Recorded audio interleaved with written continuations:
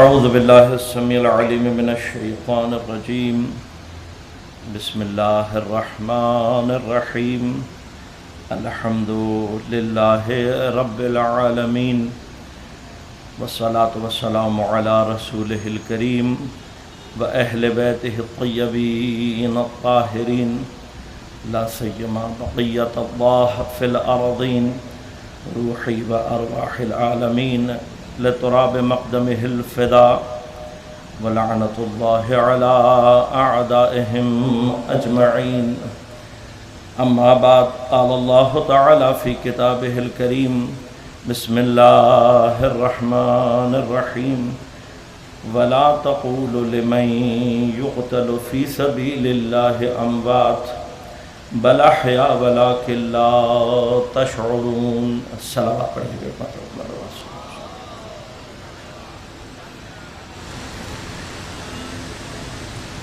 سامعین محترم، اساتذہ گرامی اور قابل قدر علماء کرام، میں ISO کراچی یونیورسٹی کا نہایت مشکور ہوں کہ انہوں نے مجھے ایک مرتبہ پھر یہ موقع فراہم کیا کہ میں بعض عرائض آپ کی خدمت میں پیش کر سکوں. چونکہ 1 بجے نماز کا وقت ہے اور ہمارے پاس گفتگو کے لیے بمشکل 20 سے 22 منٹ موجود ہیں، لہذا میں کوشش کروں گا کہ جو آئے کریمہ میں نے آپ کی خدمت میں تلاوت کی اور شہادت کے عنوان سے چند ایک مطالب آپ کی خدمت میں پیش کر سکوں. شہادت دین مبین اسلام میں پیش کیا گیا ایک ایسا تصور ہے کہ جس کی بلندی اور جس کی گہرائی نے اس مفہوم کو اتنی اوج عطا کی ہے کہ آج دنیا میں تقریباً ہر مکتب فکر، ہر مذہب جب اپنے ہیرو کو خراج عقیدت پیش کرنا چاہتا ہے اور ایسے ہیرو کو جس نے اس مکتب کے نظریات اور افکار کے تحفظ کے لیے اپنی جان قربان کی ہو، تو جو بہترین خطاب اس ہیرو کو دیا جا سکتا ہے وہ خطاب شہید کا خطاب ہے. تاریخ شہادت میں امام حسین علیہ السلام اور آپ کے اصحاب نے کربلا میں جس طریقے سے دین مبین اسلام کے عقائد، افکار اور نظریات انسانی اقدار کے تحفظ اور پروردگار کی عظمت اور قدرت کو لوگوں کو پیش کرنے کے لیے جس انداز سے قربانی دی، آپ کی قربانیاں اور آپ کی شہادت لفظ شہید کے لیے باعث افتخار بنی. لہذا حضرت کو خاص طور پر سید الشہداء کہا جاتا ہے، یعنی جہاں پر شہادت اپنے لیے سیادت طلب کرتی ہے وہ مقام امام حسین علیہ السلام کا مقام. شہادت ایک ایسا مفہوم، شہادت ایک ایسا کانسیپٹ ہے دین مبین اسلام کا کہ جس کی ابتدائی سطح شہادت کے کانسیپٹ کی عام انسانوں کی ذہنی سطح سے بلند ہے، ایون کانسیپچول لیول پر. لہذا قرآن کریم اس حقیقت کو جانتے ہوئے ارشاد فرماتا ہے کہ وَلَا تَقُولُوا، دیکھو مت کہنا، لِمَن يُقْتَلْ فِي سَبِيلِ اللَّهِ اموات، ان لوگوں کے لیے جو کہ اللہ کے راستے میں قتل کر دیے گئے، لفظ موت مت کہنا. بل احیاء، بلکہ وہ زندہ ہیں، وَلَكِنْ لَا تَشْعُرُونَ، لیکن تم ان کی حیات کا شعور نہیں رکھتے. اب یہاں سے گفتگو تھوڑی سی ذرا مختلف ہو جاتی ہے.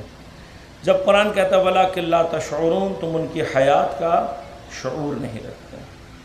لہذا ایک مرحلہ خود اس آیت کی ابتدا میں ہی یہ سمجھ میں آ جاتا ہے کہ حیات کا کوئی ایک مرحلہ ایسا ہو سکتا ہے جو عام شعوری سطح سے بلند ہے، عام شعوری سطح میں وہ مرحلہ نہیں آ سکتا، لیکن عین اس مرحلے پر قرآن کیا کہہ رہا ہے؟ بالاحیاء، وہ زندہ ہیں، انہیں مردہ نہیں کہنا۔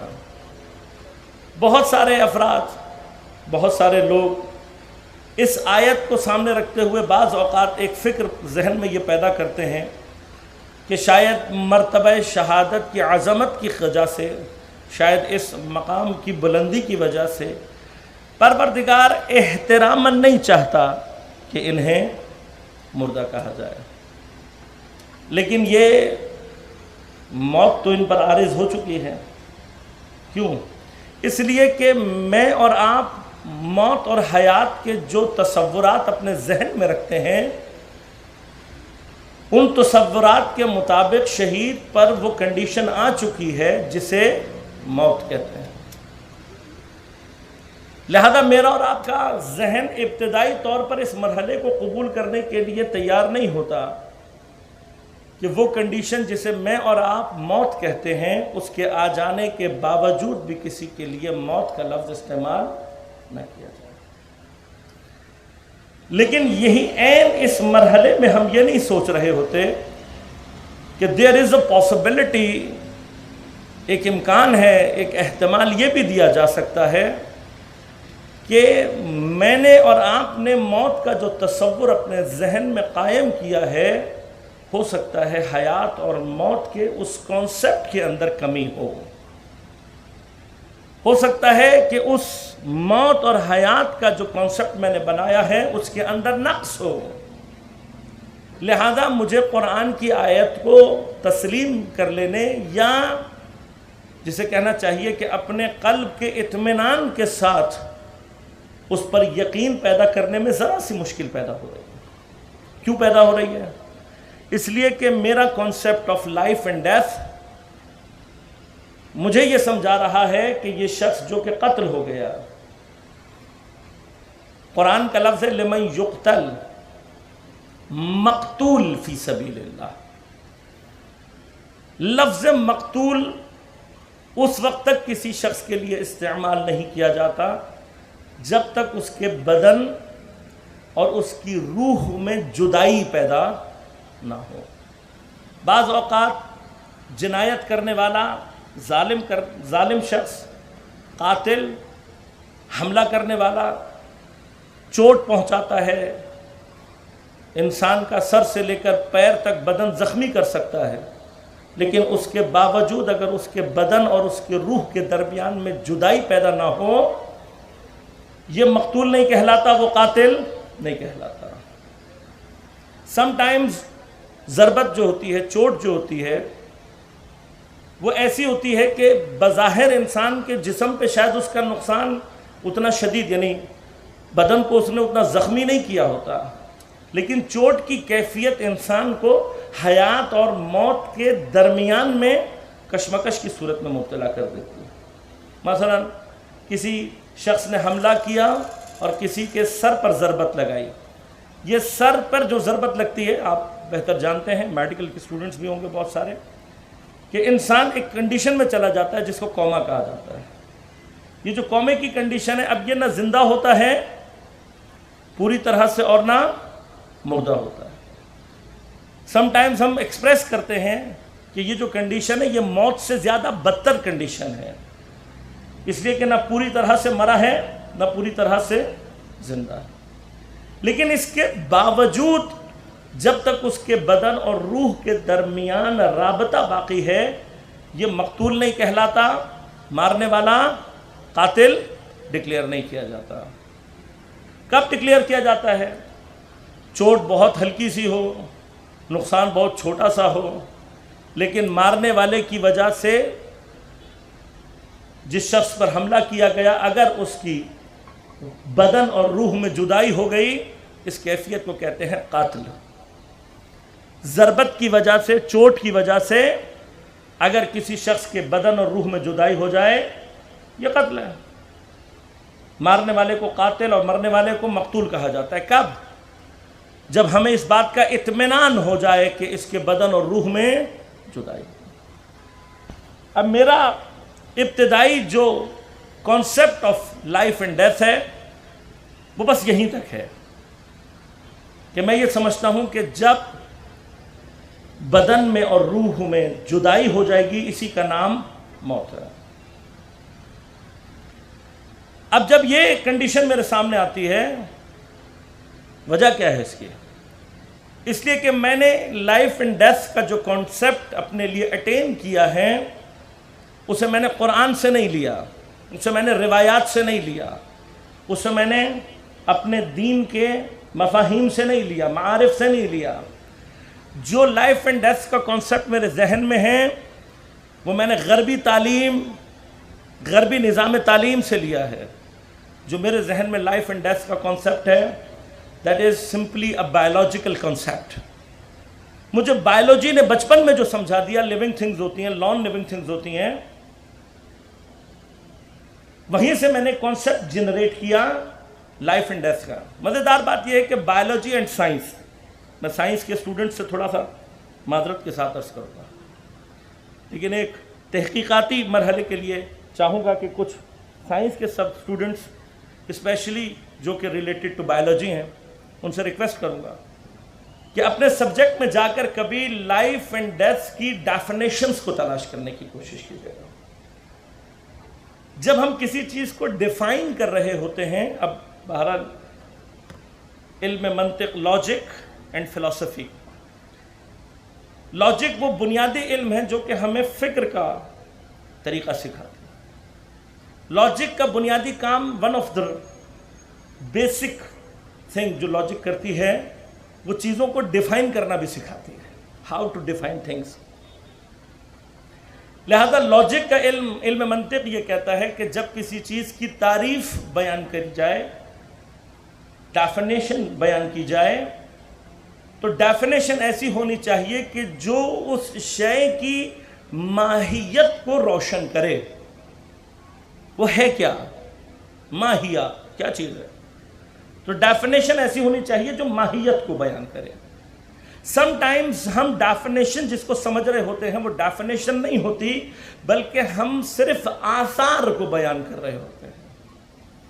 معمولاً سائنس کے اندر لائف اینڈ ڈیتھ کو بیان نہیں کیا جاتا، بلکہ جو چیز بیان کی جا رہی ہوتی ہے وہ لائف اور ڈیتھ، حیات اور موت کے آثار ہوتے ہیں جنہیں بیان کیا جا رہا ہوتا ہے. اور ہم ان آثار کی بنا پر ایک فکر اپنے ذہن میں پیدا کر لیتے ہیں. لہذا بایولوجی کے اندر موت کیا ہے؟ بایولوجی کے اندر موت کی ڈیفینیشن نہیں ملے گی آپ کو. وہ کہیں گے جو چیز رشد و نمو نہیں کرتی، پھلتی پھولتی نہیں ہے، پھیلتی نہیں ہے، تولید مثل نہیں کرتی، متحرک بالارادہ نہیں ہوتی، کچھ ہے مردہ ہے، جو خود سے نمو نہ کر سکے. لیکن بڑی عجیب بات ہے کہ جب بایولوجی موت کی یہ تعریف کرتی ہے تو بہت ساری ایگزامپلز ایسی ہیں کہ جہاں پر بایولوجی یا سائنس کی ڈیفینیشن اس چیز کو مردہ کہہ رہی ہوتی ہے، but at the same time وہ اسے زندہ کنسیڈر کر رہے ہوتے ہیں. اس کی وجہ کیا ہے؟ اس کی وجہ یہ کہ آپ نے جو تعریف کی، اب میں اگر علم فلسفے کے یا علم منطق کے اعتبار سے کہوں تو آپ کی تعریف ناقص ہوتی ہے، جامع الافراد نہیں ہوتی، مانع الاغیار نہیں ہوتی. ڈیفینیشن ہونی چاہیے کہ جو جامع افراد اور مانع اغیار ہو. ایسی ڈیفینیشن ہو کہ جو ایک باؤنڈری کریٹ کرے، جو کہ اپنے افراد اس ڈیفینیشن کے تحت جو آتے ہیں ان کو کلیکٹ کرے، جو افراد اس کی ڈیفینیشن کے اندر داخل نہیں ہو سکتے ان کو اندر نہ آنے. یہ ڈیفینیشن ہوتی ہے. لہذا اب میں آپ سے اگزامپل کے طور پر پوچھتا ہوں کہ گندم کا دانہ کاشت ہونے کے بعد 2 سال کے مدت تک زندہ ہوتا ہے یا مردہ؟ اگر آپ سائنس کی ڈیفینیشن پوچھیں گے 2 سال تک اس کے اوپر کوئی ایسا اثر ظاہر نہیں ہوتا کہ جو آپ کی لائف کی ڈیفینیشن کو فلفل کر سکے. کوئی ڈیفینیشن سائنس کی ایسی نہیں کہ جو یہ بتا سکے کہ یہ گندم کا دانہ زندہ ہے یا نہیں. لیکن at the same time science ہی یہ کہتی ہے کہ یہ دانہ 2 سال تک زندہ ہوتا ہے، 2 سال کے بعد مرتا ہے. Now the question is کہ اگر اس کے اندر حیات موجود ہے تو اپنے آثار کو ظاہر کیوں نہیں کر رہے؟ کیوں اس سے ہمیں حیات کے وہ آثار دکھائی نہیں دے رہے کہ جس کی بنا پر ہم living and non living things کے درمیان میں ڈفرینشیٹ کر رہے تھے؟ کیوں دکھائی نہیں دے رہے ہیں؟ اسی طرح سے مثلا بایولوجی کے اسٹوڈنٹ سے ہی میں سوال کرتا ہوں، اس لیے کہ حیات اور موت کا بظاہر ہم یہ سمجھتے ہیں کہ تعلق صرف بایولوجی سے. اب چونکہ میرے پاس وقت نہیں ہے، نہ گنجائش ہے، کبھی اور خدا نے اگر موقع دیا تو آپ کی خدمت میں موت اور حیات کی تعریف کے حوالے سے کوئی مطالب انشاءاللہ ہیں پیش کروں گا کہ ایگزیکٹلی موت کہتے کسے ہیں، ڈیفائن کیا جائے موت، اصطلاح میں کسے کہتے ہیں، لغت میں کسے کہتے ہیں. لیکن بایولوجیکل ڈیفینیشن، اب مثلا وائرس جب تک باڈی کے باہر ہوتا ہے کرسٹلائن فارم میں ہوتا ہے، لیونگ ہے یا نان لیونگ ہے؟ آپ اسے زندہ کہیں گے یا مردہ؟ اگر آپ باڈی کے باہر اسے مردہ کہہ رہے ہیں تو what are the causes جو کہ باڈی کے اندر اسی چیز کو جو مر چکی ہے زندہ کر دیتے ہیں؟ کیا نان لیونگ تھنگز دوبارہ لیونگ ہو سکتی ہیں؟ ہے آپ کے پاس کوئی اور تجربہ جس میں چیزیں مر مر کے زندہ ہو رہی ہوں؟ اور اگر مر کر زندہ ہو سکتی ہیں تو پھر آپ کو قرآن کی ان آیات کے اوپر اعتراض کیوں ہے کہ ہم تمہیں پیدا کرتے ہیں، پھر ہم تمہیں مارتے ہیں، اس کے بعد ہم تمہیں پھر دوبارہ زندہ کریں گے؟ اس کا معنی یہ کہ یہ کوئی قدرت ایسی ہے کہ اگر وہ اتنے چھوٹے سے آرگنزمز کے اندر لائف اینڈ ڈیتھ کے پروسیس کو ریپیٹ کر سکتا ہے تو انسانوں کے لیے کیوں نہیں کر سکتا؟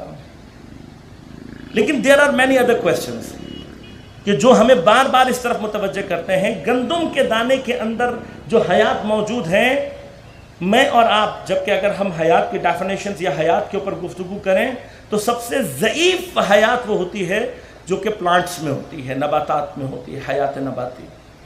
اس سے زیادہ طاقتور حیات وہ ہے کہ جو حیوانات میں ہوتی ہے. ہمارے پاس اس کے بعد حیات کا کوئی تصور سائنس نہیں دیتی، سائنس کے پاس کوئی تصور نہیں اس کے علاوہ حیات کا. لیکن قرآن کریم مختلف مقامات پر مختلف انداز سے مخاطب فرماتا ہے، یا ایھا الذین آمنوا استجیبوا للہ ولرسولہ اذا دعاکم. اے صاحبان ایمان، اللہ اور اس کے رسول کے لیے استجابت کرو، لبیک کہو، جواب دو انہیں، اذا دعاکم جب بھی تمہیں پکارا جائے. whenever، جب بھی خدا اور اس کا رسول تمہیں آواز دیں، جب بھی خدا اور اس کا رسول تمہیں پکارے، استجیبو، فوری طور پر جواب دو. کیوں؟ لما یحییکم، تاکہ تمہیں زندہ کیا جا سکے. اے پروردگار، کیا تو مردوں سے مخاطب ہو کر کہہ رہا ہے؟ یا ایھا الذین آمنوا کا خطاب یہ بتا رہا ہے کہ صاحبان حیات سے مخاطب ہے، اور صاحبان حیات سے مخاطب کر کے کہہ رہا ہے استجابت کرو تاکہ تمہیں زندہ کیا جا سکے.